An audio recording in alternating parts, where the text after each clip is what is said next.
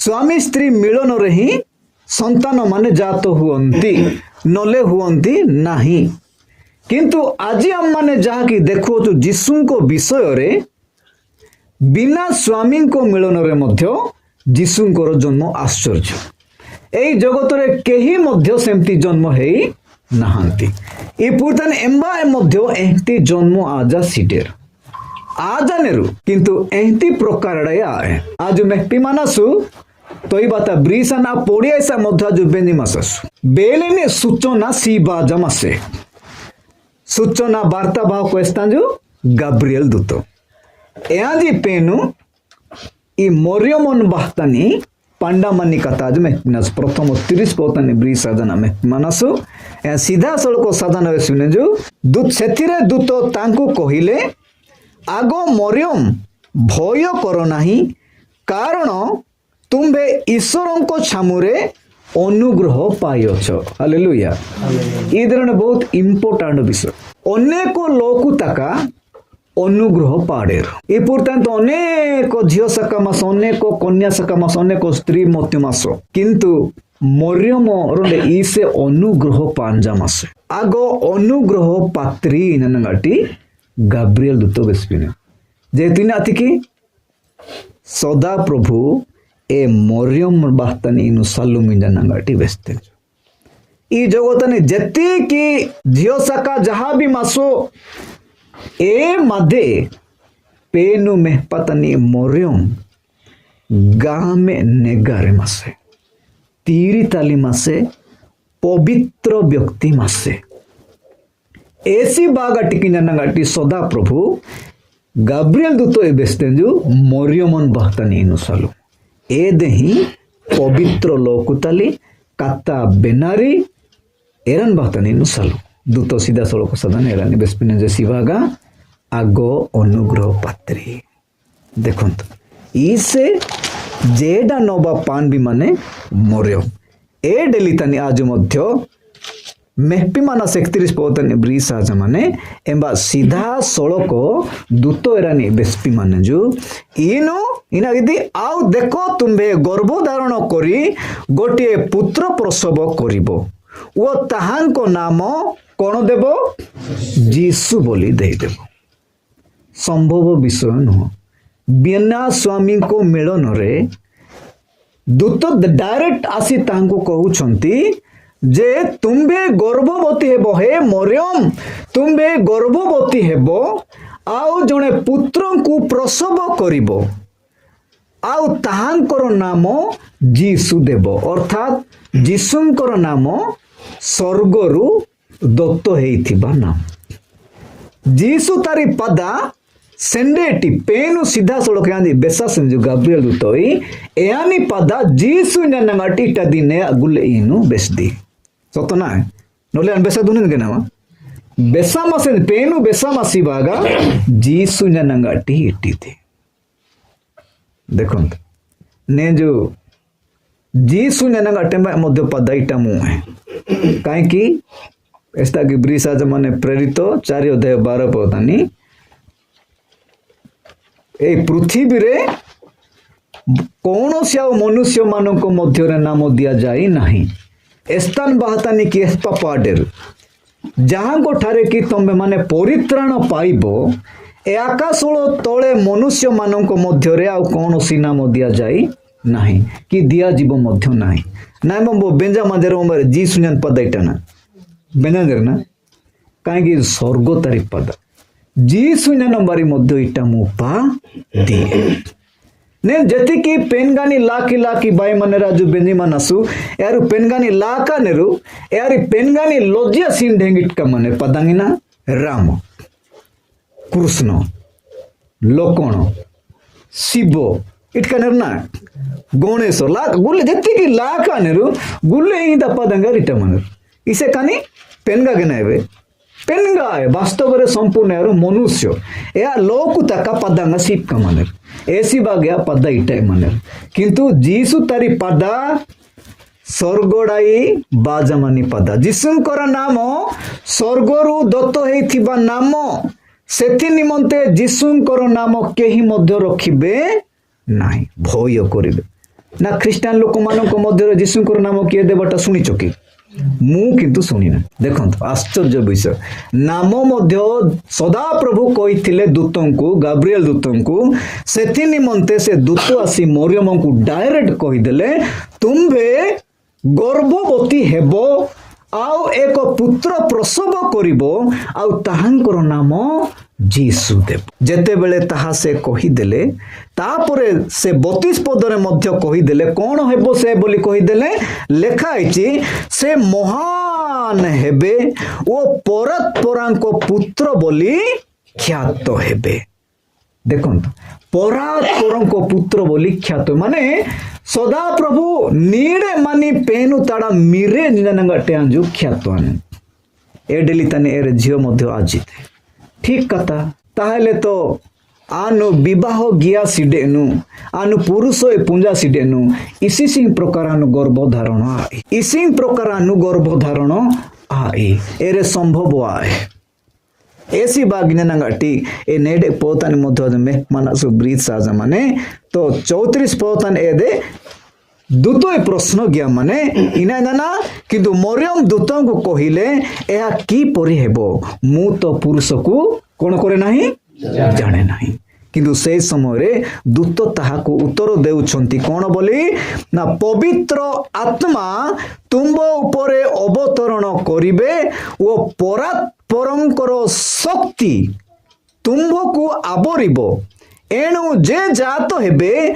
से पवित्र ओ ईश्वर को पुत्र बोली ख्यात हेबे हालेलुया प्रेज द लॉर्ड देखंतु से प्रश्न जते करिले से समय से दूत मध्य उत्तर करूछंती जे पवित्र आत्मा तुंब उपरे अवतरण करिवे पवित्र आत्मा पेनु सदा प्रभु पवित्र आत्मा तिनी ए जीवन को इटी पंडाने छु एंगा पेनु तली शक्ति एरानी आबोरियान देखो माने परमेश्वरंकर परात्परंकर शक्ति ताकू आबोरिबा द्वारा तमे गर्भवती हेबो किंतु हम माने सुनिचु जे जेते बेले जीसु जन्म हेबा समय रे मध्य मरियम को ने कि जने जोसेफ भाई ताकू जाउछंती कि नै जीसुंकर बापा किए बोली कहला मैं कोन कहूछु जोसेफ कहूछु कि नै किंतु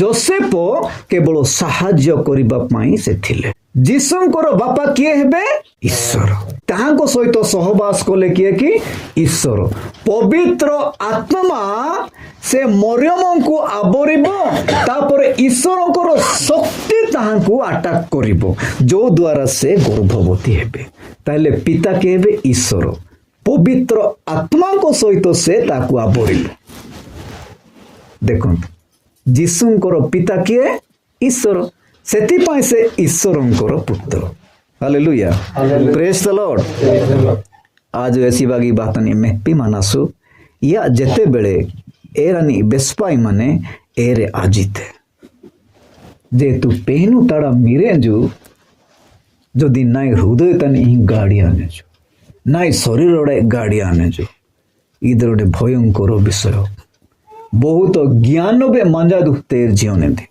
बुद्धि बे पेन वेदानी सिया माने बाछी गया सेंजो एदे पवित्र बे आजामा से टिकना तारी बारगी आपा गटरे ज्ञान बुद्धिर सहित मध्य एदे मासी बागेरान बेसपाते ऐसी बागा जेते बेले बेसपाते एडिली तनी जदि पवित्र ईश्वरंकर पुत्र बोली ख्यात इन बागेने एरे मध्य आजाद निश्चित भावड़ा तापर एरे बेस्ते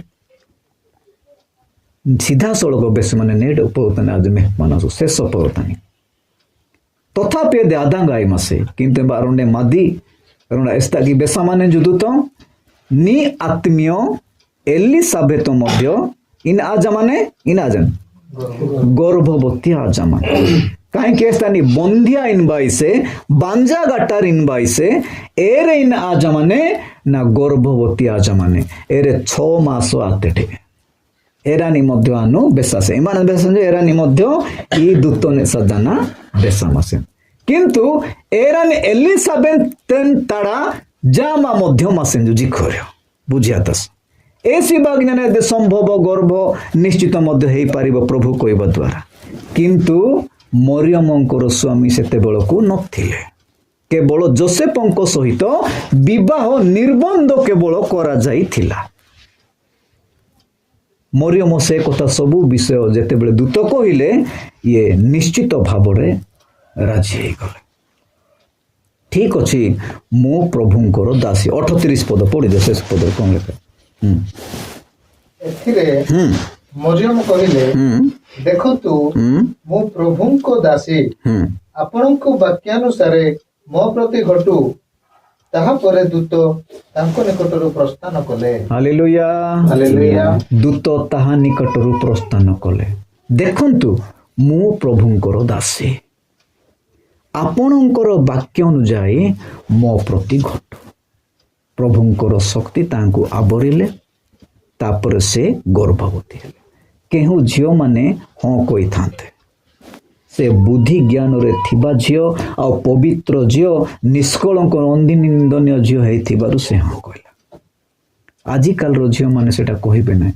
ହଁ ନା ଜ୍ଞାନ ବେନବା ବାଦନେ ଯଦି ଆନ ଗର୍ଭବତୀ ଆଦା ମାଇନା ଯଦି ପୁଞ୍ଜା ନେଜୁ ଇସିଙ୍ଗାନେ ନାಗೆ କୁଆନେଜୁ କୁନେ ନା ଏଡେ ନାଇଁ ଗର୍ଭବତୀ ರಂಡೆ ಆಜಾ ದುನ್ನೆ ಜಿಯೋ ಮಿಡ ಇನ್ ಬೆಂಜಾ ದುಕ್ಕಲ್ ಪಾଉlo ଏରେନ୍ ତାଦି ହଁ ଏ ଝିଅ ମଧ୍ୟ ମନା କି ନାଇଁ ନାଇଁ ନାଇଁ ନାଇଁ ନାଇଁ ନାଇଁ ସବୁ ଦରକାର ନାହିଁ, ସବୁ ଦରକାର ନାହିଁ।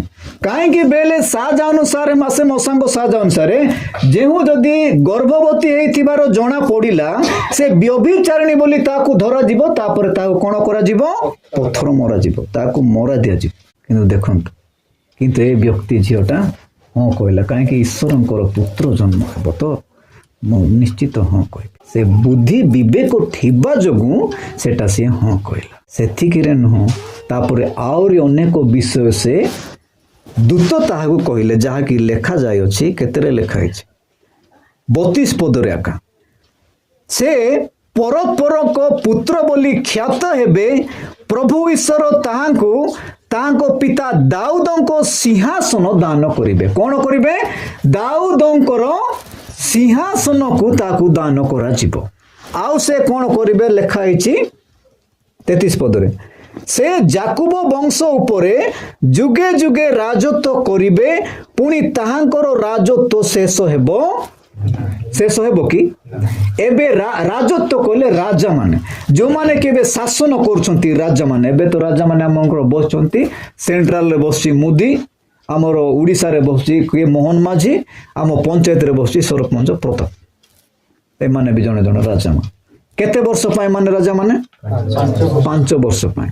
କିନ୍ତୁ ଇଏ ବ୍ୟକ୍ତି ଯେକି ଜନ୍ମ ହବ ମରିୟମଙ୍କ ଗର୍ଭରେ ଯୀଶୁ, ସେ ଯାକୁବ ବଂଶ, ଯାହାକି ଇସ୍ରାଏଲର ଯାକୁବ ବଂଶ ଠାରୁ ଯେତିକି ଲୋକମାନେ ଉତ୍ପନ୍ନ ହେଇଛନ୍ତି ସେ ସମସ୍ତ ବଂଶ ଉପରେ ଯୁଗେ ଯୁଗେ ଶେଷ ପର୍ଯ୍ୟନ୍ତ ରାଜତ୍ୱ କରିବେ ରାଜା ଭାବରେ। ହାଲେଲୁୟା, ପ୍ରେଜ୍ ଦ ଲର୍ଡ। ଯୀଶୁ ଖ୍ରୀଷ୍ଟ ଏବେ ମଧ୍ୟ ରାଜତ୍ୱ କରୁଛନ୍ତି ଜଗତରେ। ସେଥିପାଇଁ ସେ ରାଜା ଭାବରେ ତାକୁ ଖ୍ୟାତ କରାଗଲା। ଶାରୀରିକ ଏ ଜଗତର ରାଜା ସେ ହେଲେନି, ସେ ଆତ୍ମିକ ଜଗତର ସେ ରାଜା ଏବେ ଅଛନ୍ତି। ସେ ମଲେ ନାହିଁ, ପୁନର୍ବାର ସେ ଯାଇଛନ୍ତି। ଆଉ ସମୟ ଆସିବ ଲୋକମାନଙ୍କୁ ସେ ଘେନିଯିବେ, ଆଉ ଯୁଗେ ଯୁଗେ ସେ ରାଜତ୍ୱ କରୁଥିବେ ସେଇଠି। ତାହାଙ୍କର ରାଜତ୍ୱ କଦାପି ମଧ୍ୟ ଶେଷ ହେବ ନାହିଁ। ଏମିତି ପ୍ରକାର ମାଇ ପ୍ରଭୁ ଯୀଶୁ ଖ୍ରୀଷ୍ଟ ତାଲି ଜନ୍ମ। ଅନେକ ଲୋକ ଦେବାଦେବୀ ନେଞ୍ଜେସ୍ତା କି ଲାକ ଏମାନେରୁ ତାର ଜନ୍ମ ବେଗେଲ ପ୍ରକାର। କିନ୍ତୁ ବାଇବେଲ ତାନି ମଧ୍ୟ ଏସକା ବିଷୟଙ୍ଗା ମାନ ଅନେକ ଦୂତଙ୍କ ଦ୍ୱାରା ବେଶ୍ବା ଦ୍ୱାରା ପ୍ରତ୍ୟେକ ଆଜା ଶାଖା ମଧ୍ୟ ଗର୍ଭବତୀ ଆଜା ମାନ ବାଞ୍ଜାଗାଟାଇ ମଧ୍ୟ ଏଙ୍ଗା ମିଡାକା ମାରା ମାନ ମିପେ ମିଡାରନା ମାରଦେରୁ ଅବ୍ରାହ୍ମଣୀ ମଧ୍ୟ ବେଶା ସେଞ୍ଜୁ ସାରାନି ପୁନର୍ବାର ମାନ ଆବା ବେଶା ସେଞ୍ଜୁ ସାମସନ ଗାଡ଼ି ଆବସେଲ ଜହନ ଗାଡ଼ି ଆବସେଲ ମଧ୍ୟ ଦୂତ ବେଶା ସେଞ୍ଜୁ ଏଲିସାବେଥନି ମଧ୍ୟ ବେଶା ସେଞ୍ଜୁ। କିନ୍ତୁ ସେମାନଙ୍କର ସ୍ୱାମୀ ମାନେ ମଧ୍ୟ ଥିଲେ। କିନ୍ତୁ ଯୀଶୁଙ୍କ ଜନ୍ମର ମରିୟମଙ୍କର ସ୍ୱାମୀ ସେତେବେଳେ ନଥିଲେ। ଯୀଶୁଙ୍କ ଜନ୍ମ ପରେ ଯୋସେଫ ତାହାଙ୍କୁ ବିବାହ କଲେ ଆଉ ତାହାଙ୍କ ସହିତ ରହିଲେ। ସେଥିପାଇଁ ଯୀଶୁଙ୍କର ଜନ୍ମ ଏକ ଆଶ୍ଚର୍ଯ୍ୟ ଅଟେ। ଆଗରୁ ମଧ୍ୟ ତାହାଙ୍କର ଭାବବାଣୀ ହେଇଥିଲା। ଜିଖରିୟ ମାନଙ୍କ ସହିତ ଭାବବାଣୀ ପ୍ରଭୁ ଜଣେଇଥିଲେ। ଯିଶାୟ ମାନଙ୍କ ପାଖରେ ମଧ୍ୟ ଭାବବାଣୀ ଜଣାଇଥିଲେ। ଯୀଶୁଙ୍କ ଜନ୍ମ ବିଷୟରେ ପୂର୍ବରୁ ମଧ୍ୟ ସୂଚନା ଦିଆଯାଇଥିଲା। ତେଣୁ ସେ କନ୍ୟାଙ୍କୁ ଖୋଜା ଯାଉଥିଲା, କେବେ ସେ କନ୍ୟା ଆସିବ। ସେ କନ୍ୟାଙ୍କ ଗର୍ଭରେ ହିଁ ଯୀଶୁ ଯିବେ।